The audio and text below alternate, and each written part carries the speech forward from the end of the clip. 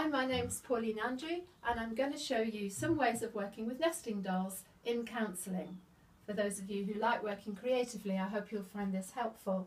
You'll see me surrounded by a variety of different character dolls, some of the more traditional babushkas here, but also we have got a variety of interesting messages that the dolls can give. So for example, the policeman, maybe keep the rules, be good, be well behaved.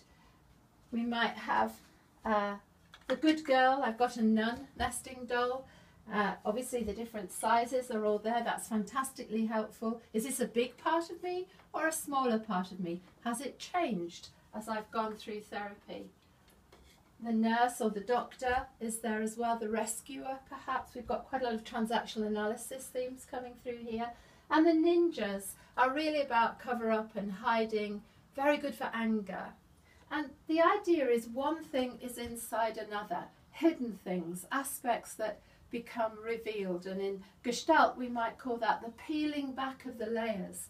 Perfect for working with a nesting doll. So here, working at its most simple form with a plain nesting doll. Who do people see on the outside? Who do I want them to meet? A warm, engaging, friendly person, quite content, reasonably confident with myself. But what happens if I take the top layer off? It can be quite hard. Who is underneath? If I have the courage to let that outside layer go, who would you meet? And who can I let see this part of me? Because it's a bit more vulnerable now. I haven't got my protective shield. And working with the client, helping them to explore that, would they be brave enough to go even further down? And maybe not many people see this part of me at all. Interestingly, you're getting smaller, so sometimes the client feels younger, but not necessarily to do with age. It's how we feel about ourselves and the vulnerabilities. I normally don't go down more than about 5 levels.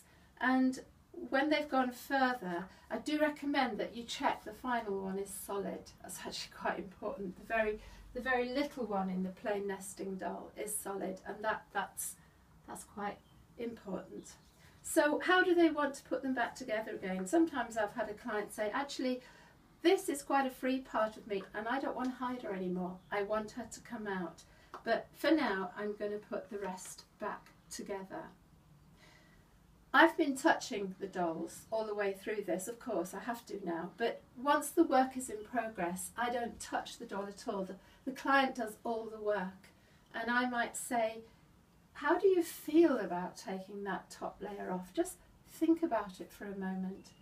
And if you feel you can, and if you're ready, I invite you to take it off and see who's underneath.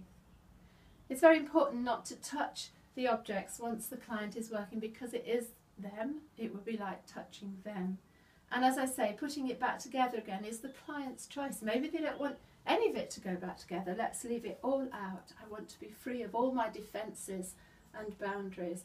Now, a word of caution, this can take a client quite deep, and you always give permission to stop at any time when it is beginning to touch material that's very vulnerable and painful. And of course, this is only ever done in the context of a safe, secure counselling relationship, the secure base of good attachment in the therapy, so that the client can do the work safely. Safety is important at all times. Well, I hope you've enjoyed this. I'm going to do some more short clips to show you ways we can work with the different characters, looking again at who we are, but also who we lived with, who we grew up with, and who we are with in our families today.